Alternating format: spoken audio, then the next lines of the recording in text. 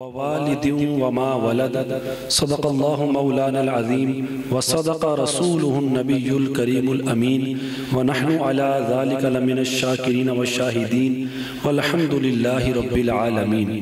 व क़ाल रसूलुल्लाहि सल्लल्लाहु अलैहि वसल्लम मन सल्ला अलैया सलातन मर्रतन वाहिदतन फ़तहल्लाहु लहू बाबन मिनल आफ़िया औ कमा क़ाल रसूलुल्लाहि सल्लल्लाहु अलैहि वसल्लम। मेरे और आपके आका दो जहानों के मुख्तार हबीबे किरदिगार गैबों पर खबरदार व इज़्ने परवरदिगार अज़्ज़ा व जल्ला व सल्लल्लाहु अलैहि वसल्लम का फरमाने ज़ीशान करीम आका फरमाते हैं कि मेरा जो उम्मती मेरी ज़ात पर एक मर्तबा दुरूदे पाक पढ़ेगा तो अल्लाह ताला उस दुरूद पढ़ने वाले के लिए खैर व बरकत का एक दरवाज़ा खोल देता है। अब हम एक बार पढ़ेंगे तो एक दरवाजा, दो बार पढ़ेंगे तो 2000 बार, लाख बार, जितनी मर्तबा करीम आका पे दुरूद पाक पढ़ेंगे अल्लाह उतने खैर व बरकत के दरवाजे खोल देगा।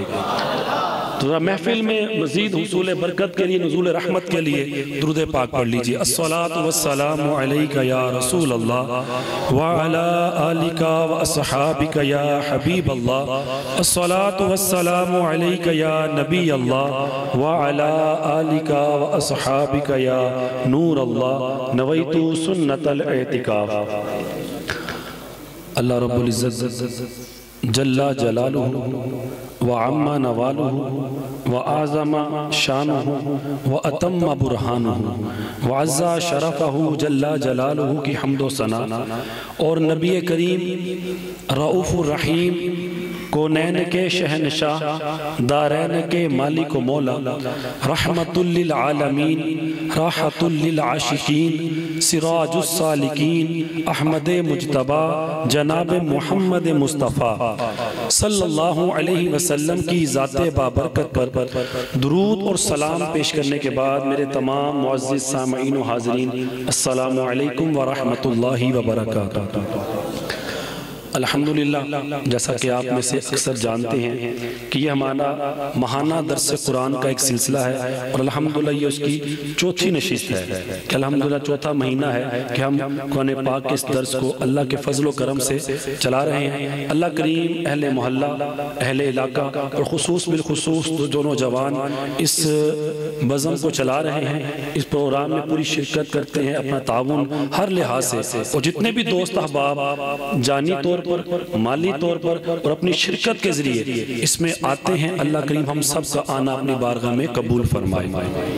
अब जरा आपको थोड़ा जाके रहना होगा। मैं देख रहा हूँ थोड़े से उदास बैठे हुए हैं या नींद आ रही है, हालांकि ये तो कुरान सुन रहे हैं हम, अकायद की बात है और इसमें जितना चुस्त और चौकन्ना होकर बैठेंगे तभी अकीदा समझ में आएगा।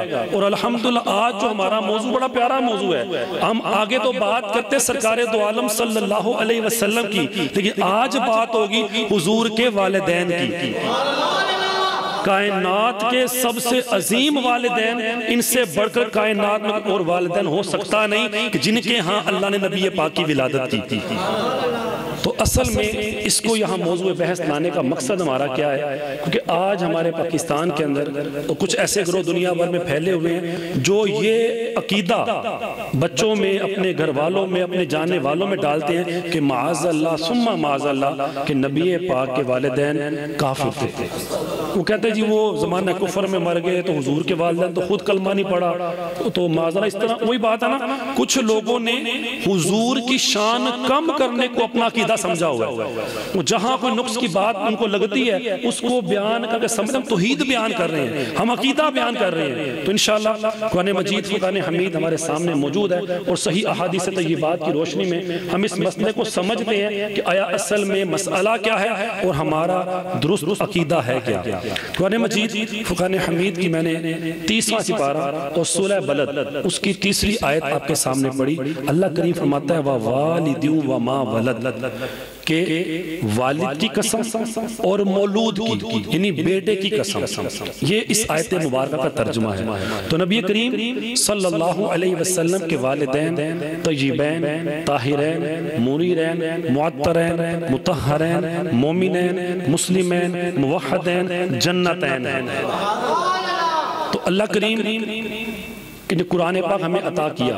इस कुरान के अंदर जो अकीदा है और कुरान जो बयान करता है, कुरान कहता है कि जिस चीज को मेरे नबी पाक सल्लल्लाहु अलैहि वसल्लम से जरा सी निस्बत हो जाए, हुजूर को टच हो गई चीज, हुजूर ने अपने हाथों में इस्तेमाल फरमा ली, हुजूर के पास वो आ गई, आपने अपने कदमैन शरीफैन में उसे इस्तेमाल कर लिया, किसी भी तौर पर कोई भी चीज जब हुजूर से निस्बत कर जाएगी वो दुनिया की उन तमाम चीजों में सबसे अफजल हो जाएगी। यह है अकीदा कुरान का, और यह हकीकत बात है। कोई मुसलमान कलमा को इस बात का इनकार कर सकता ही नहीं कि यार जिस चीज को मेरे नबी से निस्बत हो जाए उससे कोई ऊपर चीज हो सकती है, ऐसा नहीं। उससे ऊपर कोई चीज नहीं, उस जिन्स की कोई चीज भी उससे अफजल नहीं हो सकती। यह है अकीदा। इस बात को रखेंगे ताकि हम अगले स्टेप पे इस गुफ्तगू को लेके हम चलते हैं। अब इस बात पर मैं कुरान से आपको मिसाल देता हूँ। सूरह बलद की पहली आयत है, अल्लाह करीम फरमाता है ला उक़सिमु बिहाज़ल बलद। अल्लाह करीम जो है मालिक कुल जहां का, उसे कसम खाने की जरूरत नहीं, पर वो कुरान में कसम उठा रहा है। रब कहते हैं मैं रब होकर इस शहरे मक्का की कसम खाता हूं। अब जो मानने वाले हैं, मोहब्बत वाले, वो तो कुछ और समझते, लेकिन रब जानता था कि आने वाले वक्तों में कुछ लोग ऐसे होंगे जो बोलेंगे भी रब ने कसम इसलिए खाई क्योंकि इस शहर में अल्लाह का घर मौजूद है, खाना काबा है, इबादत की जगह है, ज़ियारत की जगह है, यहाँ पे तिजारत की जगह है, यहाँ बड़ी बड़ी नेमतें जो दुनिया में कहीं नहीं मिलती, वो नेमतें हर मौसम में अल्लाह के घर में मिलती हैं। तो लोग कह सकते थे कि तिजारत की जगह है, इबादत की जगह है, ज़ियारत की जगह है, इसलिए अल्लाह पाक ने शहरे मक्का की कसम उठाई। लेकिन रब तबारक व तआला ने 1400 साल पहले ही इसका जवाब इरशाद फरमा दिया कि लोगों ये मत समझना कि यहाँ मेरा घर है इसलिए मैंने मक्का की कसम खाई, यहाँ इबादत की जगह है, यहाँ ज़ियारत की जगह है, यहाँ नेमतों की जगह है, इसलिए नहीं, ना ना, मैंने कसम क्यों खाई, वह अंता हिल्लुम बिहाज़ल बलद, कि इस शहर में मेरा महबूब रहता है। तो नबी करीम सल्लल्लाहु अलैहि वसल्लम वहां रहते हैं। रब कहता है मैं इसलिए शहर मक्का की कसम खाता हूँ, क्यों? उस शहर के अंदर मेरे महबूब के सांसों की खुशबू आज भी मौजूद है, उस जगहों पर मेरे नबी करीम कदमैन आज भी लगे हुए हैं, उनके निशानात, उनके असरात मौजूद हैं। बल्कि शायद तो यहाँ तक कहते हैं अरसा हुआ तैबा की, जरा बोले तो सही, तो सही, तो सही, अरसा हुआ तैबा की गलियों से वो गुजरे थे, इस वक्त भी गलियों में खुशबू है पसीने की। तो 1400 साल गुजरने के बाद भी आज भी हुजूर सल्लल्लाहु अलैहि वसल्लम की महक, वो खुशबुएं वहाँ फैल रही हैं। सही बात है, अल्लाह मुझे भी और जो नहीं गए हम सबको अल्लाह मदीने लेके जाए, मक्के लेके जाए। जो इश्क वाले कहते हैं जब पाकिस्तान से हम जाते हैं ना, मक्के में जाते जब उधर एंटर करते हैं या मदीने में जाते हैं तो वहाँ की जो खुशबू है, वहाँ की फिजा, उसकी महक ही सबसे अलग है। कहते हैं वो कहीं मैच करती नहीं यार, वाकई, क्योंकि वहाँ मेरे हबीब सल्लल्लाहु अलैहि वसल्लम तशरीफ फरमा। तो नबी करीम सल्लल्लाहु अलैहि वसल्लम से किसी चीज को निस्बत हो जाए वो क्या हो जाती है जी? सबसे आला और अफजल। अब अल्लाह तबारक व तआला किसी चीज की कसम खाए, मैं और आप, हम कब कसम खाते हैं ना तो किसी आला चीज की, या कुरान की कसम खाएंगे या अल्लाह की कसम खाएंगे, या जिस तरह भी हम मुकद्दस। तो जब मैं और आप किसी अदना चीज की कसम नहीं खा सकते तो जिसकी अल्लाह कसमें खा रहा है, जिसको अल्लाह कसमों ले रहा है, उसकी शान का अजमत का आलम क्या होगा?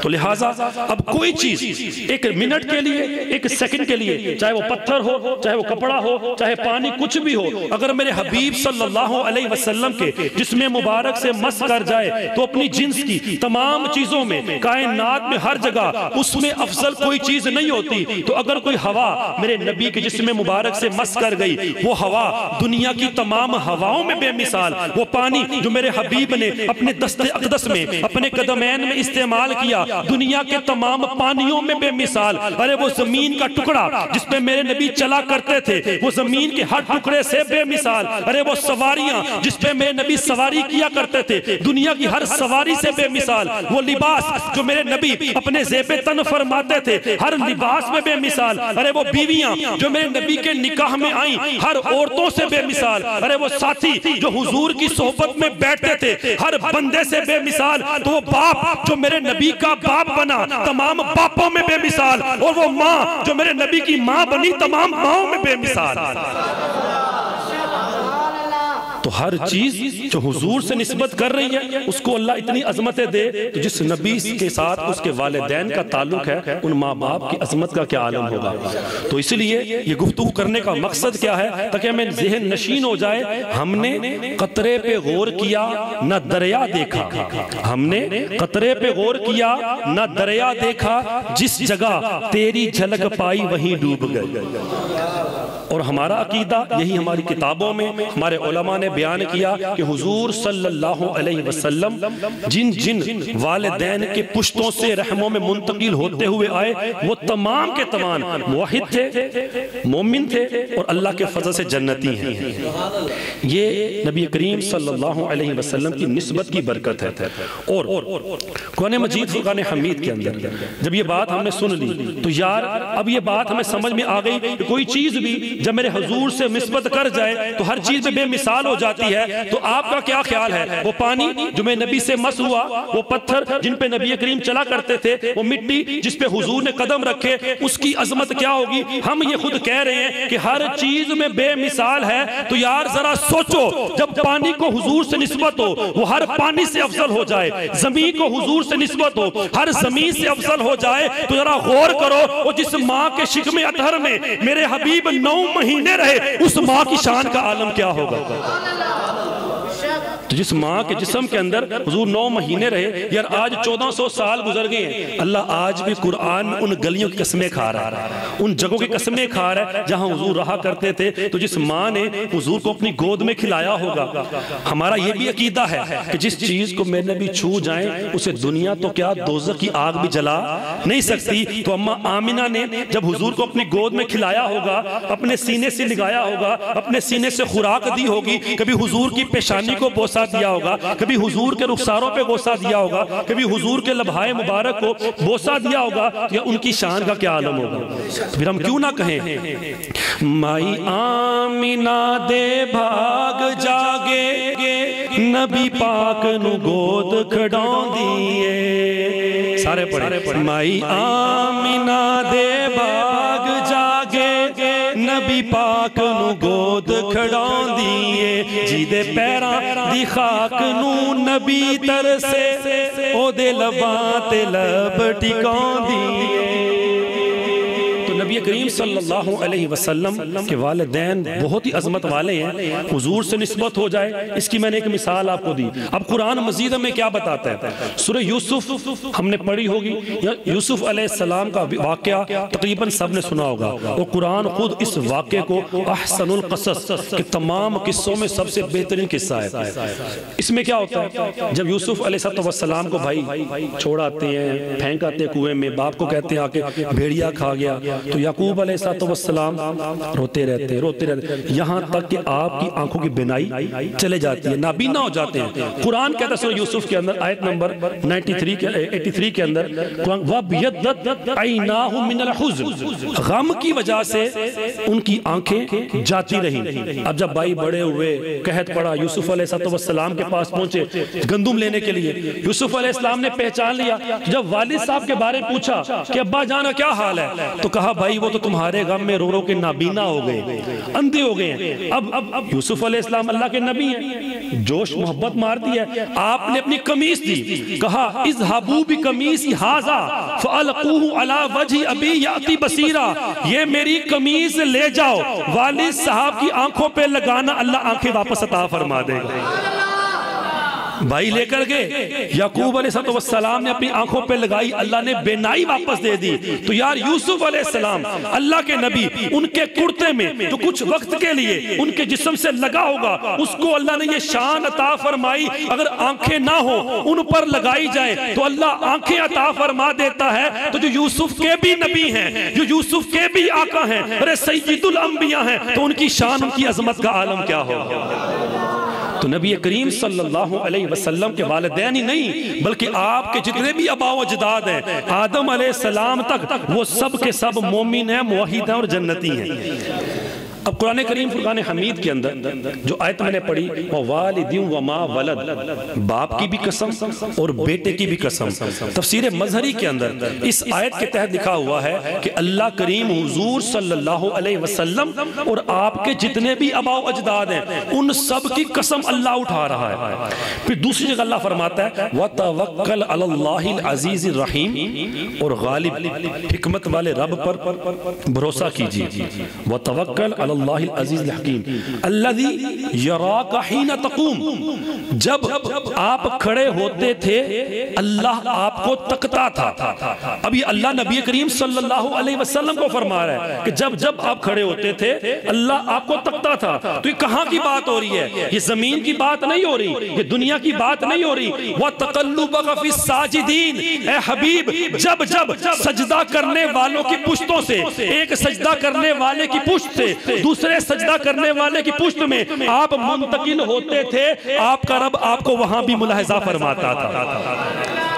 अब जरा इस आयत पे फिर गौर कीजिएगा, अल्लाह ने क्या फरमाया, व तक़ल्लुबका फ़िस साजिदीन, सजदा करने वाले जमा इस्तिफ़ाल फरमाई, मतलब हुजूर के जितने भी आबा व अजदाद, जितने भी वालिदैन पीछे चलते हुए आ रहे हैं, वो सब सजदा करने वाले थे, सब साजिद थे, मतलब अल्लाह को मानने वाले, अल्लाह को सजदा करने वाले। तो अल्लाह फरमा रहा जब एक पुश्त से दूसरी पुश्त में आप मुंतकिल होते थे, ए हबीब आपका रब आपको तकता आ रहा था। तो इसका मतलब अल्लाह खुद कुरान में इस बात की तरफ इशारा फरमा रहा है कि मेरे हबीब के जितने भी आबा व अजदाद है वो सब के सब सजदा करने वाले थे, अल्लाह को मानने वाले थे। और सजदा करने वाले, अल्लाह को मानने वाले जन्नती होते हैं, काफिर नहीं होते।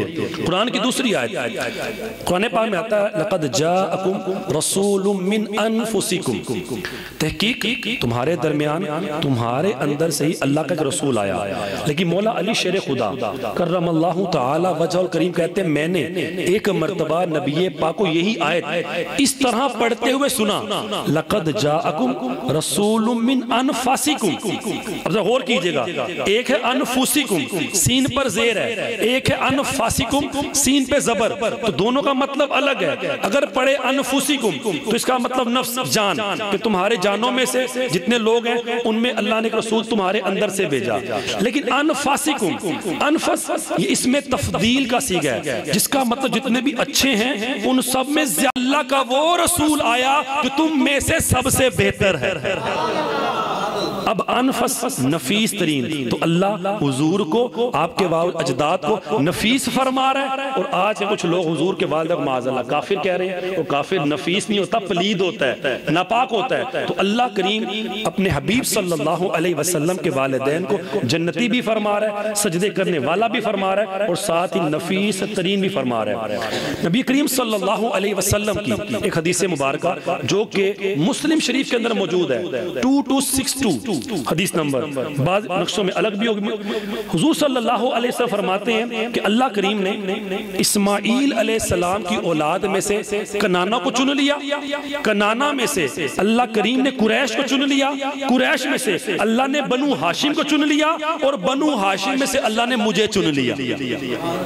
जिसको अल्लाह चुने क्या वो नापाक होगा, क्या वो पलीद होगा? तो जिसको अल्लाह खुद पाक है, वो पाक को पसंद फरमाता है, तो अल्लाह खुद बेहतरीन है, तो उसने किसी बेहतर को चुना होगा। तो हुजूर सल्लल्लाहु अलैहि वसल्लम फरमाते हैं मैं और मेरे आबाओ अजदाद सब अल्लाह की तरफ से चुने हुए हैं, हम चुनीदा लोग हैं, ऐसा नहीं कि जैसे मर्जी। फिर दूसरी बात, नबी करीम सल्लल्लाहु अलैहि वसल्लम की एक और हदीस पाक है, हुजूर फरमाते हैं मैं आदम अलैहिस्सलाम से लेकर जनाब अब्दुल्ला अपने वालिद तक पाक पुश्तों से पाक रहमों में मुंतकिल होता हुआ आया। मेरे आबाओ अजदाद हर किस्म की आलाई से बुराई से पाक थे, और जब भी दो शाखें होती गई मैं उनमें से बेहतरीन शाख में आता गया। तो हुजूर सल्लल्लाहु अलैहि वसल्लम अपने आबाओ अजदाद को, अपने वालिदैन को खुद क्या फरमा रहे हैं? नफीस, साफ सुथरा, उम्दा। अब कुरान की आयत सुन लें। अल्लाह फरमाता है इन्नमल मुशरिकून नजस। मुशरिक क्या है? नजस है। माज़अल्लाह, अगर अल्लाह के रसूल के वालिदैन मुशरिक होते तो क्या होते? नापाक, नजस। अल्लाह भी पाक फरमा रहा है, अल्लाह के रसूल भी पाक फरमा रहे हैं। अब अल्लाह और उसके रसूल की बात माने कि आम इंसानों की बात माने? तो अल्लाह और उसका रसूल क्या फरमा रहा है? अल्लाह के रसूल के वालिदैन पाक हैं, जन्नती हैं। तो लिहाजा कुरान और हदीस हमें हर लिहाज से वाज़ेह तरह फरमा रही है कि नबी करीम सल्लल्लाहु अलैहि वसल्लम के आबाओ अजदाद मोमिन भी हैं और जन्नती भी हैं। अब मसला क्या है? अगर हुजूर सल्लल्लाहु अलैहि वसल्लम जब पैदा होने वाले थे तो कुछ अरसे पहले आपके वालिद वफात पा जाते हैं। हुजूर अभी 6 साल के हैं तो वालिदा भी वफात पा गई। अभी तो हुजूर ने अभी नबूवत का ऐलान ही नहीं किया। जब नबूवत का ऐलान ही नहीं किया तो फिर हुजूर के वालिदैन किस तरह मोमिन हुए? बंदा इश्काल डालकर परेशान कर सकता है। तो इसका जो 3 जवाब है हमारे उलमा ने दिए, आप समाअत फरमा लें। कोई एक भी याद रह गया तो इंशाल्लाह अकीदे में कोई बिगाड़ पैदा नहीं कर पाएगा। पहला जवाब यह है कि नबी करीम सल्लल्लाहु अलैहि वसल्लम के जो वालिदैन हैं वो ज़माना फितरत में पैदा थे। ज़माना फितरत क्या होता है? एक नबी के बाद जब कोई नबी दुनिया में नहीं होता, दूसरे नबी के आने तक जो ज़माना होता है इसे ज़माना फितरत कहते हैं। और अकीदा और कानून ये है कि ज़माना फितरत में कोई रसूल दुनिया में नहीं होता, लिहाजा उस दौरान जो लोग होते हैं उन्हें अल्लाह अज़ाब अता नहीं फरमाएगा। ये अल्लाह कुरान पाक में फरमाता है। एक बात तो लिहाजा वो उनमें अजाब नहीं होगा। दूसरी बात यह है कि नबी करीम सल्लल्लाहु अलैहि वसल्लम के जो वालिदैन हैं वो जनाब इब्राहीम अलैहिस्सलाम के दीन पर थे। वो अपने आप को दीन इब्राहीमी पे कहते थे। बल्कि कुरैश वाले भी बात तक ये कहते रहे हम तो मिल्लत इब्राहीमी पे हैं, हम तो इब्राहीम को अपना सब कुछ मानते हैं। तो लिहाजा इब्राहीम अलैहिस्सलाम के बारे में अल्लाह फरमाता है कि इब्राहीम अलैहिस्सलाम ना तो यहूदी थे ना ही ईसाई, बल्कि वो मुसलमान थे। ये अल्लाह कुरान में कहता है मा काना इब्राहीम यहूदिय्यम वला नसरानिय्यम वलाकिन कान हनीफम मुस्लिमा। वो मुसलमान थे। तो लिहाजा जो इब्राहीम अलैहिस्सलाम के दीन पर होगा वो भी मुसलमान होगा। तीसरी जो सबसे मजे की दलील है वो ये है अल नासिख वल मंसूख किताब है, रोज़तुल अनफ किताब है, उसमें ये दलील मौजूद है कि नबी करीम सल्लल्लाहु अलैहि वसल्लम जब आखिरी और पहला हज हुजूर ने किया, एक ही हज किया, वही पहला वही आखिरी। उससे जब वापस लौट रहे थे ना मकाम हुजून जहाँ पे हुजूर की वालिदा माजिदा की कब्र मुबारक है, वहां पहुंचे तो चेहरा मुबारक कुछ गमगीन हुआ। तो अम्मा जी सैयदा आयशा सिद्दीका तय्यबा ताहिरा रज़ियल्लाहु ताला अन्हा देख रही है नबी पाक परेशान है। तो हुजूर ने कहा आयशा रुको मैं अभी आता हूँ। हुजूर गए और कुछ देर के बाद जब वापस आए तो चेहरा मुबारक मुस्कुरा रहा था। तो अम्मा जी पूछती या रसूल अल्लाह अभी आप गए तो गमगीन थे, अब आप वापस तशरीफ मुस्कुरा रहे, वजह क्या है? हुजूर ने कहा आयशा मेरा दिल चाहता था कि मैं अपने वालिदैन को जिंदा करवाऊं और उनको अपना कलमा पढ़ाऊं। तो मैं जब अपने वालिदैन कब्र पे गया तो मैंने अल्लाह से दुआ की कि या अल्लाह मेरी वालिदा को जिंदा कर, मेरे माँ बाप को मेरे सामने ला। तो अल्लाह ने उन्हें जिंदा किया और मैंने उन्हें कलमा पढ़ा के अपने दीन में शामिल कर लिया। तो नबी पाक सल्लल्लाहु अलैहि वसल्लम ने क्यों कलमा पढ़ाया? और मोमिन तो पहले ही थे, इसलिए कलमा पढ़ाया कि मोमिन तो हैं, अपना उम्मती भी बना लूं, अपना सहाबी भी बना लूं। तो नबी पाक सल्लल्लाहु अलैहि वसल्लम ने आपको कलमा पढ़ाकर इस तरह अपने दीन में भी शामिल कर लिया। अब एक दलील जो वो लोग पेश करते हैं मुस्लिम शरीफ की हदीस पाक है, ये मैं बता रहा हूँ ताकि बोले जी हदीस पाक है अल्लाह के रसूल ने फरमाया। तो नबी करीम फरमाते हैं अस्तअज़नतु रब्बी, मैंने अपने रब से इजाजत मांगी। किस चीज की? अस्तगफिरु ली उम्मी, कि मैं अपनी माँ के लिए अपनी वालिदा के लिए बख्शिश की दुआ करूं। फलम यअज़न, मुझे अल्लाह पाक ने इजाजत नहीं दी। अब ये हदीस है, कोई बंदा आपको कह सकता है देखो जी हुजूर पाक अल्लाह से दुआ मांग रहे हैं अल्लाह मुझे इजाजत दे, मैं अपने वालिदा के लिए बख्शिश की दुआ करूं, मगफिरत की दुआ करूं, तो अल्लाह ने इजाजत नहीं दी। इसका मतलब माज़अल्लाह वो मोमिन नहीं थे। और भाई खुदा के बंदे हदीस में कहां लिखा है कि वो मोमिन नहीं थे इसलिए अल्लाह ने मना किया? और भाई इसका मतलब ये था कि अल्लाह ये फरमा रहा है मेरे हबीब वो तो पहले ही बख्शे बख्शाए हैं, बख्शे हुओं के लिए मगफिरत की दुआ नहीं करते। आप बताएं, जब किसी बड़े की जनाजा पढ़ने जाते हैं तो क्या पढ़ते हैं? अल्लाहुम्मा अग़फ़िर ली हय्यिना व मय्यितिना, ठीक है। लेकिन जब किसी बच्चे की जनाजा पढ़ते हैं तो क्या पढ़ते हैं? ये दुआ पढ़ते हैं, या अल्लाह इस बच्चे को हमारे लिए शफाअत बना। हम उसके लिए बख्शिश की दुआ नहीं मांगते, बल्कि उस बच्चे के बरकत से कहते मौला ये तो बख्शा हुआ है, इसके सदके हमें भी बख्शिश अता फरमा। तो इसी तरह नबी करीम सल्लल्लाहु अलैहि वसल्लम को इसलिए रब ने मना किया कि नबी वो तो बख्शे बख्शाए हैं, उनके लिए बख्शिश करने की जरूरत आपको नहीं। तो लिहाजा जो अकीदे पे डाका डालते हैं, हमारे अकीदों पे, ये कुरान हदीस आपके सामने वाज़ेह तौर पे बयान कर रहा हूं कि अल्हम्दुलिल्लाह मुस्तनद हदीस बुखारी शरीफ, मुस्लिम शरीफ और कुरान की आयत, इससे अलावा किससे कहानियां आपको नहीं सुनाई जा रही। क्या बोले कहानियां सुना दी, वाकयात ना, ये कुरान की बात हो रही है और कुरान अकीदा बयान कर रहा है कि नबी पाक के वालिदैन जन्नती हैं। बस आखिरी बात करता हूं, फिर हम इसको इजाजत देते हैं। नबी करीम सल्लल्लाहु अलैहि वसल्लम आप खुद फरमाते हैं, क्या फरमाते हैं? मा बैना बैती व मिंबरी रौदतुम मिन रियाजिल जन्नह। जो मदीने शरीफ जाते हैं, हुजूर का जो मिंबर शरीफ है, उससे लेके जहां उनका हुजरा मुबारक है, उसके दरमियान एक जगह है, उसे कहते हैं रियाजुल जन्नह, मतलब जन्नत का टुकड़ा। ये हिस्सा जन्नत है जी। जमीन में, दुनिया में किसी ने जन्नत देखनी हो तो मदीने में जाके देख सकता है, वो जन्नत है। अब क्यों है? हुजूर फरमा रहे मेरे घर और मेरे मिंबर के दरमियान जो जगह है वो जन्नत का टुकड़ा है। उलमा फरमाते हैं, मुफस्सिरीन फरमाते हैं, मुहद्दिसीन कहते हैं, इसका मतलब और इसकी वजह यह है कि इस जगह पर हुजूर के कदमैन बार बार लगे। हुजूर बार बार अपने हुजरे से अपने मिंबर तक आते थे, अपने मिंबर से अपने हुजरे तक जाते थे। तो यार जिस जगह मेरे नबी बार बार चलकर आए, अल्लाह उस जगह को जन्नत का टुकड़ा बना दे, तो जिस माँ के पेट में 9 महीने हुजूर रहे, उस माँ की शान का आलम क्या होगा? इसका मतलब हुजूर सल्लल्लाहु अलैहि वसल्लम, या हमने सिर्फ हुजूर कलमा पढ़ा है, असी सिर्फ हुजूर दा कलमा ही पढ़ा ना, देखा तो नहीं हुजूर को, कोई खानदानी ताल्लुक, खूनी रिश्ता। तो हदीस है, मेरे हुजूर ने फरमाया जिसके दिल में और राई के दाने के बराबर भी ईमान होगा, अगर गुनाहगार भी हुआ, अपनी सजा पूरी करके जन्नत में जरूर जाएगा। तो जिसने कलमा पढ़ा, गुनाहगार भी हुआ, वो भी जन्नत जाएगा। तो जिदे सदके सी कलमा पढ़ने पे उन्होंने वालिदैन की शान की आलम हुई। तो इसलिए हुजूर के वालिदैन के बारे में जो लोग बुरा अकीदा रखते हैं, माज़अल्लाह, वो जन्नती नहीं, वो मुसलमान नहीं। तो अल्हम्दुलिल्लाह इस नशिस्त की बरकत से हमने ये जाना कि अल्हम्दुलिल्लाह हुजूर के वालिदैन दर वालिदैन जनाब आदम अलैहिस्सलाम तक सब के सब जन्नती भी हैं, मोमिन भी हैं, मुवहिद भी हैं। और ये अकीदा मुझे, मैंने नहीं दिया, आपने दिया, ये कुरान ने हमें अकीदा दिया कि अल्हम्दुलिल्लाह कुरान पाक में अल्लाह पाक ने हर चीज़ का वाज़ेह बयान फरमाया। तो जितने भी दोस्त आए, अल्लाह पाक आना कबूल फरमाए। आपसे इतनी गुजारिश करता हूँ यार कि आप आएँ तो माशाल्लाह आपने देखा होगा कि हमें कुछ ना कुछ नया सीखने को मिला, कोई नई पुरानी बात हमें पहली बार में भी कहीं सुना होगा इस बात को, या अगर सुना है तो उसकी तफसील इतनी पहली बार सुनी होगी, तो आने का फ़ायदा हुआ कि नहीं हुआ? आवाज़ नहीं आई। तो यार क्या आप नहीं चाहते कि जिस तरह हमें फ़ायदा हुआ है, हमारे दूसरे मुसलमानों को भी हो, आपके दोस्तों को भी हो, तो उन्हें भी एक एक बंदा, जितने माशाल्लाह बैठे हैं, अगर एक एक बंदा अगली बार साथ लेके आए ना, तो इंशाअल्लाह लोग बाहर बैठे हुए हमें नजर आएंगे। तो अल्लाह करीम हम सब का आना अपनी बारगाह में कबूल फरमाए। आमीन बिजाही नबील अमीन। सलातो सलाम के लिए खड़े हो जाइए।